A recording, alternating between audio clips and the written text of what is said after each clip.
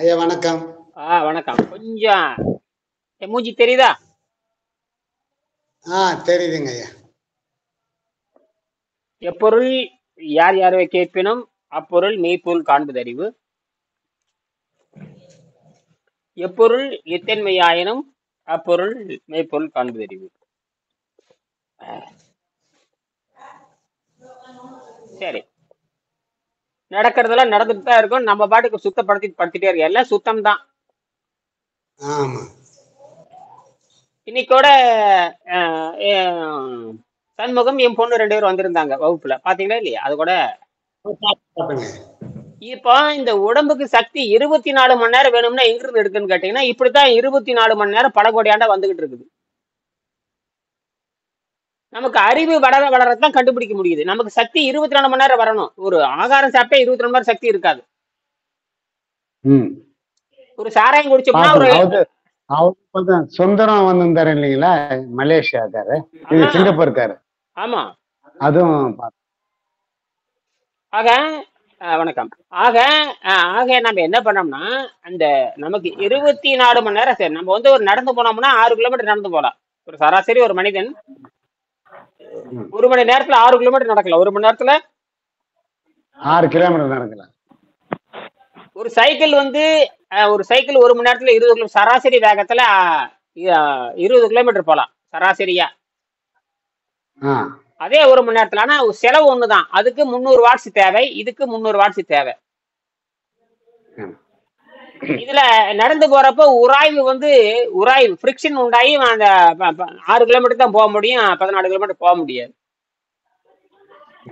சைக்கிள்ல பாத்தீங்கன்னா அந்த ஃபிரிக்ஷன் குறைவா இருக்கனால அந்த 6 கிலோமீட்டர் அந்த அதே 300 வாட்ஸ்ல 20 கிலோமீட்டர் போயிடுது. சரி, இதெல்லாம் இருக்கட்டும். எதுக்கு சொல்லணும்னா, இந்த உடம்பு வந்து இந்த 6 கிலோமீட்டர் நடக்கிறப்ப தொடர்ந்து எனர்ஜி யாரு தெரியுமா கொடுக்குறாங்க? இந்த நைட்ரஜன் புரோட்டீனா மாறிட்டே இருக்குது. நைட்ரஜன் புரோட்டீனா மாறிட்டே. இது வந்து உடம்பு சுத்தமான உடலுக்கு. இன்னொன்னு வந்து இவன் சுத்தம் பண்ணாட்டியும் இயற்கை வந்து கார்பன் உள்ள கொடுத்துட்டே இருக்கு. அதுதான் அந்த நைட்ரஜன் வந்து கார்பன் 14 எனர்ஜி கொடுத்துட்டே இருக்குது. இது போக சூரியன் இருந்து அந்த என்ன விட்டமின் சொல்லக்கூடிய விட்டமின் சொல்றாங்க இல்லையா, விட்டமின் விட்டமின் விட்டமின் விட்டமின் இதை என்னமோ சொல்றானுங்க. அப்ப இதெல்லாம் விட்டமின் எப்படி வருதுன்னா, மாத்திரை வடிவிலையோ அல்லது கண்ணுக்கு தெரியற வடிவிலையோ இட்லி வடிவில வராது. அது கதிர்வீச்சுல வருது. யாருக்குமே புரியாது. ஆனா விஞ்ஞானம் ஏத்துக்குது. விஞ்ஞானம் அது எப்படி யாராவது நிரூபிச்சிருக்க பாக்க, விட்டமின் டி இப்படி போகுது பார்த்து, அது கண்ணுக்கு தெரியுமா? அது போறது தெரியுமா? எதுவும் தெரியாது. என்னது எதுவுமே தெரியாது. இப்ப வெளிச்சம்ங்கிறான், வெளிச்சத்துக்கு உருவமே இல்லை. ஆனா வெளிச்சம் பட்டாத்தே மூஞ்சி உனக்கு தெரியுது. வெளிச்சம் மூஞ்சியில படுது, உங்க மூஞ்சியில படுது. ஆனா வெளிச்சத்துக்கு உருவம் இருக்குதா? இல்ல. அதே மாதிரி சக்திக்கு வடிவம் கிடையாது. சக்திக்கு வடிவம் இல்லை. வாயை மட்டும் ஒத்துக்க வேண்டியதுதான். ஆமாம், உங்களுக்கு ஆரோக்கியம். அப்ப என்ன ஒத்துக்கிறோம்னா, இந்த மாதிரி பண்ண பண்ண பண்ண பண்ண பண்ண பண்ண பண்ண உடம்பு நடுநடை தேகமா மாறி இருப்போம். ஒருத்தர் கூட ஒரு 110 கிலோ ஒருத்தர் இருக்காரு. நேற்று பேசினாரு என்கிட்ட. இப்ப கூட ஒருத்தர் பேசினாரு, அமெரிக்கால இருந்து பேசினாரு. எங்கேயா 2 மாசம் போனேன்னு கேட்டேன். எதாவது வேலையே போயிட்டாரு. அவருடைய பேச்ச கூட போட்டிருக்கேன் பாருங்க. ஆமா, போட்டுக்கிறீங்க. நீங்க பார்த்து கடுமையா விமர்சனம் பண்ணியிருக்கேன். விமர்சனம் பண்ணி ஒருத்தன் கூட ஒழுக்கம் இல்லைன்ட்டு 98 பேர் ஒழுக்கம் இல்லடான்ட்டு. நான் 98 பேரு ஒழுக்கம் இல்லை. என்னுடைய மாணவர்கள் அப்படித்தான் அந்த லட்சணத்தை. ஏன்னா அந்த மந்த புத்தியை கடந்து வர்றதுங்கிறது சாதாரண விஷயம் அல்ல. தொடர்ந்து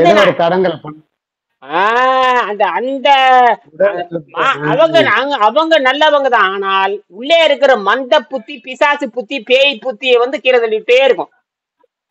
அதுதான் மாய சக்தி. அதேதான்.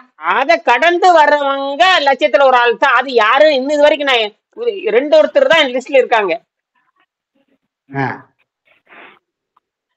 திருமாறன் அப்படித்தான் சொல்றத அப்படியே கேட்பாரு. இன்னும் நான் சொல்ற மாதிரி அவருக்கு கரெக்டா வரல. அவருக்கு இடம் கூட இருக்கு, ஒரு 5 சென்ட். அவரு வந்து அவர் சொந்த ஊர் கம்பம், தேனி கம்பம். ஆனால் இன்னும் தனிமையில இருந்து செய்யணும்னு சொல்லியிருக்கா. வயது 66 ஆச்சு. என்னுடைய வயதை விட 6 மாசம் 1 வருஷம் வீச்சு, அவ்வளவுதான். 6 மாசம் 1 வருஷம் ஆனா நான் என்ன சொன்னா தனிமையில இருங்க போதும், தனிமையில இருந்து உடம்பு சுத்தப்படுத்துன்னு சொன்னா கேட்க மாட்டேங்கிறாரு. இன்னும் ஆசை என்னது, ஆசை. இன்னும் ஊர் ஊரா சுத்த வேண்டியது. அப்ப ஊர் ஊரா சுத்தும் பொழுது என்ன வேணா நடக்கலாம். சரி, இப்போ சோப்பை செஞ்சுட்டு இருக்காரு. இப்ப இன்னைக்கு கூட கூப்பிடலான்னு பார்த்தேன், காலையில நேத்தே கூப்பிட்டு பேசிட்டேன். என்ன ஆச்சுன்னு கேட்டேன். மறுபடியும் நான் தொடங்கி இருக்கேன், அது கூட போட்டிருக்கேன் அவர் மீண்டும் தொடங்கி இருக்கிறாருன்னு. அப்ப அவருக்கு டைம் சொன்னேன், ஏன் இந்த மாதிரி நிறைய கேள்வி எல்லாம் கேட்டார், அதெல்லாம் பதில் சொல்லியிருப்பேன். அதெல்லாம் பாத்துருங்க, அதெல்லாம் வாய்ப்பு இருக்கிற பாத்துருங்க, புரியுதா? இப்ப இன்னொருத்தர் இருக்காரு. அவரு ஒரு 2 மாசமா வரவே இல்லை. அப்புறம் கேட்டேன் என்னையே ஆச்சுன்னு நானே கூப்பிட்டு கேட்டேன். அப்புறம் இந்த மாதிரி சொன்னாரு, இந்த மாதிரி வெயிட் பார்த்தேன் 110 கிலோ வெயிட்டு, 6 அடி உயரம் 120 கிலோ எடை. நேர்ல ஒரு இடம் சந்திச்சு பேசினேன். இப்ப அவர் எழுதியிருக்காரு, அமெரிக்காவில இருக்காரு, அமெரிக்காவில கலிபோர்னியாவில எங்கேயே இருக்காரு. அவர்கிட்ட சில அறிவியல் செய்தியில பேசினேன். இந்த மாதிரி புத்தகத்தை இந்த எலன் மாஸ்க்கு அனுப்பிச்சு வையே, எலன் மாஸ்க் புத்தகத்தை அமெரிக்காவுக்கு எலன் மாஸ்க்கு அனுப்பிச்சு வை, அவன் விண்வெளிக்கெல்லாம் போறாங்க அப்படின்னு சில கருத்தெல்லாம் சொன்னேன். அப்புறம் சொன்னபடி சேர்றா வா, இல்லாட்டினா வராது. மெடிக்கல் ரிப்போர்ட் இல்லாம வராத. இப்ப மெடிக்கல் ரிப்போர்ட் எனக்கு அவர் கொடுக்கவே இல்லை. ஆனா இது சிஸ்டமேட்டிக்கே செய்யணும், சும்மா வாயில சொல்லாதீங்க. அப்ப சொல்லி ஒரு கட்டணம் இப்படி எல்லாம் செஞ்சா மட்டும்தான் நீ மாணவராயிருக்கு தகுதி உள்ளவங்க, தகுதி இல்லைன்னு சொல்லிட்டேன். சும்மா நினைச்சா வர்றது நினைச்சா போறது, ஏன்னா அதான் செய்யறது இல்லை. எல்லாரும் அப்படிதான் செய்வாங்க, எல்லாரும் அப்படிதான் செய்யறாரு, அப்படிதான் இருக்கும். இதை தாண்டி வர்றதுங்கிறது எனக்கு நோயை வென்றதுன்னு சாதாரண விஷயமான்னு கேக்குறேன். உலகத்துல எவன் நோயை வென்றிருக்கிறான்?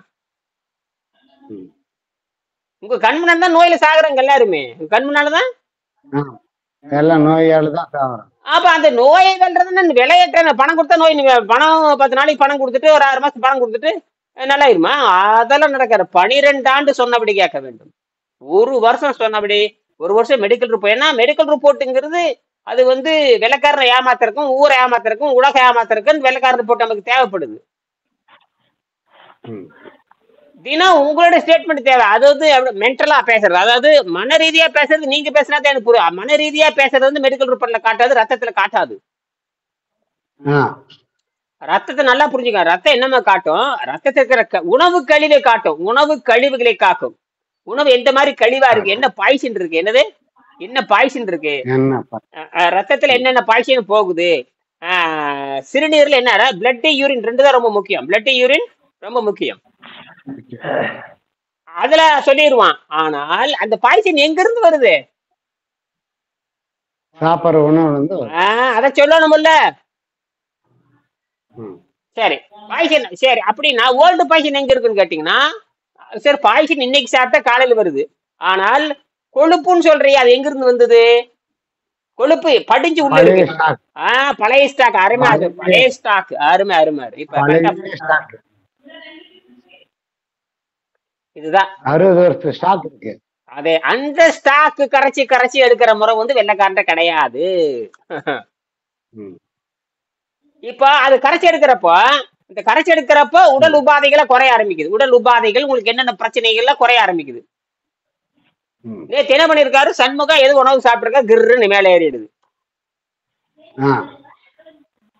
அப்படித்தான் பண்ணும் சாதாரண உணவு, அப்படித்தான் பண்ணும் சாதாரண உணவு, அப்படிதான் பண்ணும். இது வரைக்கும் தெரியல, இனி தெரிஞ்சுக்கணும். அப்ப இங்க அன்பு பண்பு பாசம்லாம் இங்க கிடையாது. எவன் செத்தாலும் நீ வாய் மூட்டு மௌனமா தான் இருக்கணும், எவன் உண்ணாவிரதம் தான் இருக்கணும். எவன் செத்தாலும் சரி, எவன் கல்யாணம் பண்ணாலும் சரி, நீ என்ன பண்ணணும்? எப்படி இருக்கணும்? வாயம் ருசிய அடக்கு, ருசிய தவிக்கணும். வாய் மூட்டு கம்முனது. எவன் செத்தா என்ன, எவன் வாழ்ந்தா என்ன, உனக்கு என்ன? உன் உயிர் போகாம இருக்கிறதுக்கு நீ விரதம் தான் கடைபிடிக்கணும். இப்ப நான் என்ன பண்றேன்னா, யாரு செத்தா என்ன, யாரு போனா என்ன, என்னுடைய மாணவன் தப்பிக்கிறதுக்கு என்ன வழி, நான் எப்படி என் பொண்ணுகிட்ட கூட பேசினேன், நான் எப்படி தப்பிக்க, என் மாணவர் எப்படி தப்பிக்கிறாரு. இப்போ என் மாணவருக்கு பயிற்சி கொடுக்கறதுனால கேள்வி கேட்ட இவங்க டக்கு டக்கு நீங்க சொல்றீங்க, என் பொண்ணு தடுமாறுது. 20 வருஷம் நீ பார்த்துட்டு இருக்குது, அது தடுமாறுது. என்னது தடுமாறுது? நீங்க அப்ப ஒரு 2 மாசமா வந்துட்டு இருக்கிறீங்க, டக்கு டக்குன்னு புரிஞ்சுக்கிறீங்க. காரணம் நான் பேசி பேசி பேசி பேசி பேசி மண்டையில ஏற்றி விட்டுருக்கிறேன். மண்டையில இப்ப என் பொண்ணு ஆனா உன் வயசு என்ன 20 வயசுல 21 வயசுல பேசுறது சாதாரண விஷயம் இல்ல என்னது. இருபத்தொரு.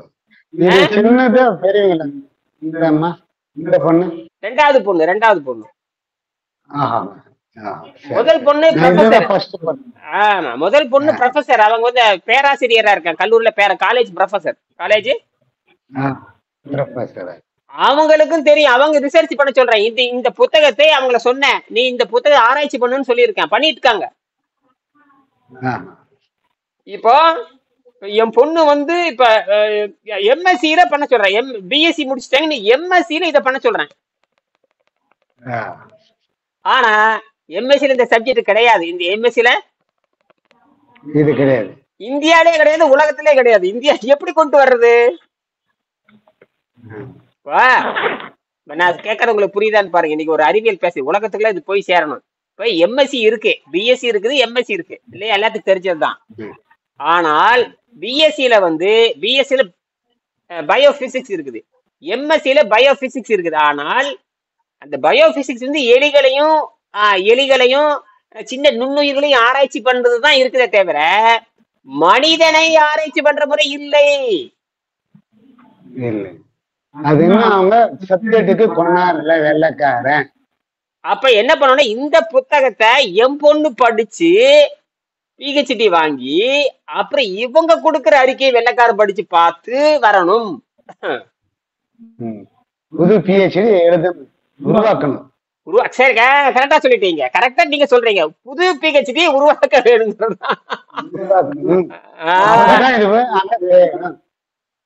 அப்பதான் இது ஜெயிக்கும். புதுசா உருவாக்கணும்.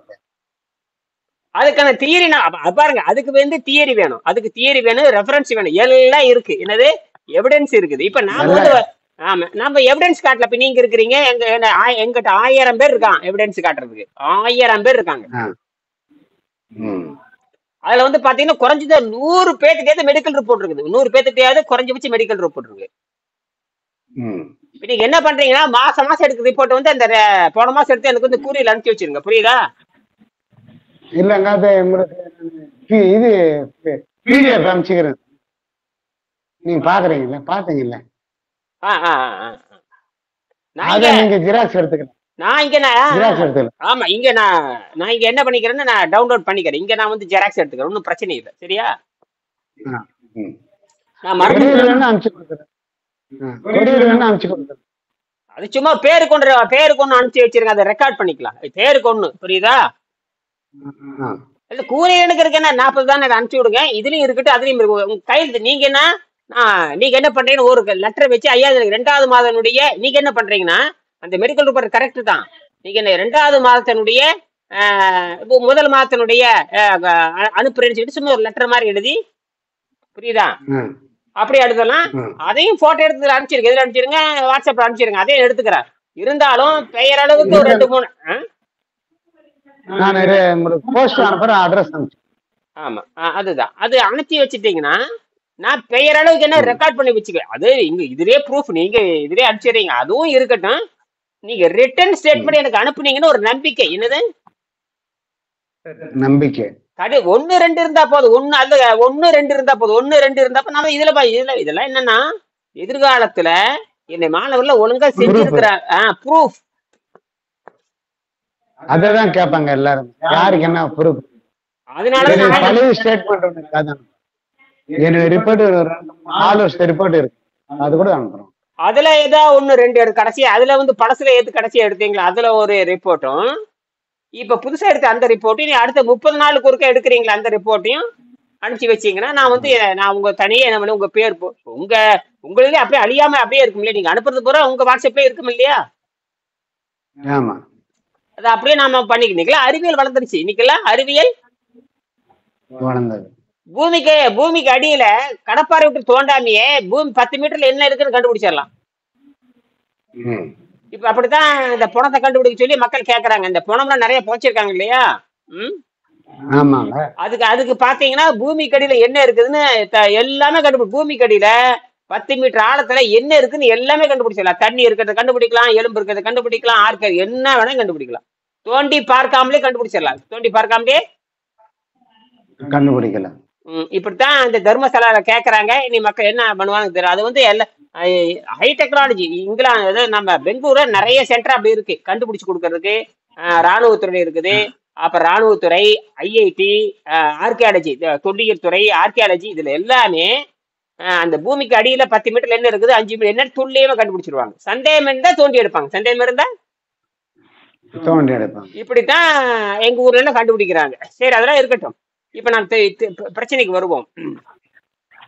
இப்ப நம்ம வந்து சுத்தம் பண்ணிக்கிட்ட பொழுது கடைசி ஒரு நிமிஷம் தான் இருக்கு, பேசி முடிக்க போறேன். இன்னும் 2 நிமிஷத்துல முடிச்சு போறேன்.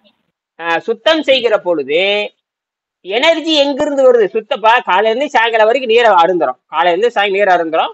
மாலையில சுத்தப்பட்ட உணவு சாப்பிட்றதாக வைத்துக் கொள்ளலாம் பேருக்கு. இந்த 12 மணி நேரத்துல நமக்கு ஒரு வினாடி கூட குறையாம 300 வாட் சக்தி எங்க இருந்து வருகிறது? இயற்கையிலிருந்து வருது. அதுதான், இதுதான் கரெக்ட்.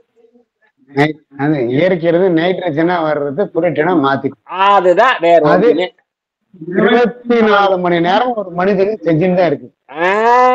இது தெரியாம பசிக்கு ஏமாந்துட்டான். பசி என்பது வேறு, ருசி என்பது வேறு, மனம் என்பது வேறு, ஆரோக்கியம் என்பது வேறு, நோய் என்பது வேறு. புரியுதா? எல்லாத்திலும் மாட்டின்னு இருக்கிறோம். எல்லாத்திலும் மாட்டிட்டான். பசிங்கிற பசி இருந்தாலும் திங்கிறான், ருசி இருந்தாலும் திங்கிறான், ருசி இல்லாட்டியும் திங்கிறான், அன்புக்காக திங்கிறான், பாசத்துக்காக திங்கிறான், சோகத்துக்காக திங்கிறான், 1000 காரணத்துக்காக திங்கிறான். என்னது 1000 காரணம், ஏதோ ஒரு காரணம். இப்ப இதுக்கெல்லாம் எப்படி காரணம்?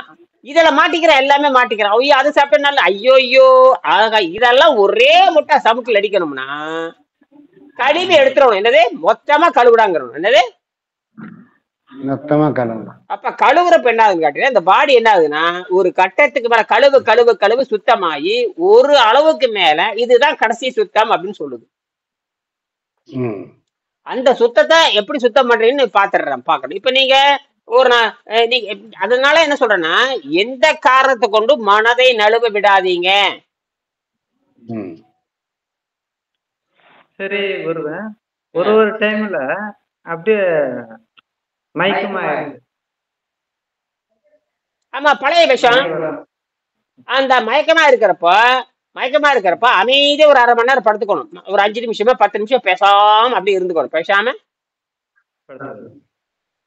அப்ப என்ன பண்ணணும், அந்த விஷத்தை அது எடுக்க ஆரம்பிக்குது. விஷத்தை அப்ப எடுக்க ஆரம்பிக்கிறப்ப பேசாம நீரை மட்டும் மருந்தா இருந்து விட்டுட்டீங்கன்னா அந்த விஷம் வந்து சேர்ந்து சேர்ந்து வந்துகிட்டே இருக்கும். அது 1/2 மணி நேரம் இருக்கும், அவ்வளவுதான். 24 மணி நேரம் இருக்காது. என்னது தொடர்ந்து மயக்கம். அது யாருக்கு மயக்கமா இருக்கும்னா தொடர்ந்து பாம்பு கடிச்சு உனக்கு அப்படி கிடக்குமே தவிர, இது ஏற்கனவே நம்ம விஷயம் கொஞ்சம் கொஞ்சமா எடுக்கிறோம் இல்லையா, அந்த சிறிது நேரம் இடைவெளி விட்டு விட்டு விட்டு வந்துட்டே இருக்கு. எந்த அளவுக்கு நீ வந்து தொடர்ந்து நீரை மருந்தா இருந்து ஒரு நாள்லயோ 2 நாள்லயோ அல்ல 3, அதிகபட்சம் 72 மணி நேரம், அதை வந்து ஒரு நியூட்ரல் வர்ற வரைக்கும் ஒரு குறிப்பிட்ட வரைக்கும் தாக்கு பிடிக்கிறது வரைக்கும் நான் செக் பண்ணிட்டே வருவேன். அப்ப 72 மணி நேரம் வரைக்கும் போடலாம், போட்டு எடுக்கலாம். 72 மணி நேரம் நீர்பயிற்சி பண்ணி ஒரு தடவை எடுக்கலாம். அருமை அருமை. அப்படி அப்ப பார்க்கும்போது எடையை பார்க்கணும். அப்படி இருக்கிறப்போ எடையை பார்க்கணும். அப்படி இருக்கிறப்போ அப்ப அந்த 1.5 கிலோ கம்மியாச்சா, அந்த முழங்கால கீழையும் பாத்துறணும். என்னது நிறம் மாறி இருக்கான்னு பாருங்க. இப்ப நிறம் மாறி இருந்தோம் 1.5 கால் இடமா நிறம் மாறி இருக்கணுமே. அது நான் கவனிக்கலைங்க, ஏன்னா இன்னைக்கு அதனால நானு வந்துட்டேன். அதுதாங்க அது ஏன் மறந்தீங்க? இதுதான் மந்த புத்தி. இதுதான் மந்த புத்தி. நீங்க ரெக்கார்ட் பண்ணிருக்கீங்க, ஆனா இங்க இருக்க கண்ணுல பாக்கல. ஆனா இதுல எழுதி வச்சுட்டீங்களா? நோட்டு குறிப்புல எழுதி வச்சீங்களா? எழுதி வச்சிருக்கேன். இப்ப இன்னைக்கு 2 நாளா ஏதோ சாப்பிட்டு இருந்தேன், அதையும் எழுதி வைங்க. 2 நாள் இந்த மாதிரி ஆயிட்டாங்க, எங்க வீட்டுல இளவாயி போச்சு, இறந்துட்டாங்க, அதுக்காக துக்கத்துக்காக எல்லாரும் சாப்பிட்டாங்க, அந்த மாதிரி இருந்தாலும் எழுதி வைங்க. எழுதி என்ன பிரச்சனை வந்தாலும் எழுதுங்க. பாருங்க, இவருக்கு தலைவலி வந்திருக்கு, சண்முகத்துக்கு தலைவலி வந்து ஆமா தலை கிருன்னு ஏறி தலை தொங்கப்ப 2 மணி நேரம் ஆச்சுன்னா சரியா போச்சு. இப்ப மாதிரி தண்ணியில போடு, உனக்கு தான் எனர்ஜி வந்து இப்ப என் பொண்ணா இருந்தாலும் சாப்பிட்டு நான் சொன்னேன். என் பொண்ணு இப்ப என் பொண்ணு கிட்ட பேசினேன், இப்ப கூட பேசினேன். நீயா இருந்தாலும் தப்பிக்க முடியாது. நீயா இருந்தாலும் தப்பிக்க முடியாது. கொன்னு எடுத்துருங்க சாவுங்க. அதாவது ஒன்னா ஒழுங்கா வாழ்ந்து சாகணும், இல்லைன்னா நோவோட சாக கூடாதுன்ட்டு நானு. சரியா? அதுதான் என்னுடைய குறிக்கோளே. என்னுடைய குறிக்கோளே அதுதான். ம். சாவும் போது நோயோட சாகக்கூடாது. இன்னொருத்தர் நம்ம நோய்க்காக ஹாஸ்பிட்டல் தூக்கிட்டு போகக்கூடாது. அது வந்துரும் வந்துரும். மீண்டும் சந்திப்போம். நன்றி நன்றி. சரி.